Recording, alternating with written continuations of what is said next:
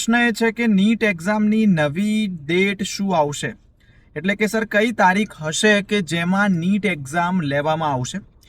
તો દીકરાઓ થોડુંક આપણે ડિટેલ એનાલિસિસ કરીએ આના ઉપર કે જ્યારે 2024ની અંદર રીનીટ કરવાની હતી, એ વધારે નહીં પણ લગભગ 2000 કાં તો 2500 વિદ્યાર્થીઓની ફરીથી નીટ લેવાઈ હતી. તો જ્યારે એનટીએ એનાઉન્સ કર્યું હતું એના લગભગ 2 અઠવાડિયા પછી એ એક્ઝામ લેવાઈ હતી, એ 2200 વિદ્યાર્થીઓ માટે.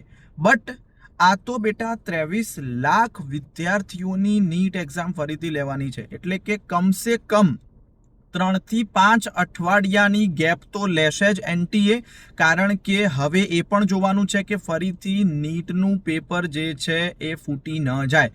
એટલે કે 3 અઠવાડિયાથી લઈને 5 અઠવાડિયા સુધીની ડેટ આવી શકે છે.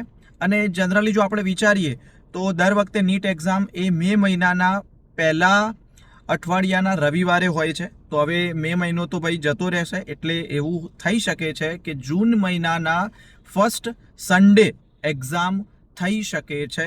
બરાબર, આ એક મારું માનવું છે, એક અનુમાન છે. આવું એક આપણે એક એનાલિસિસ કહી શકીએ 2024ની રીનીટ પરથી.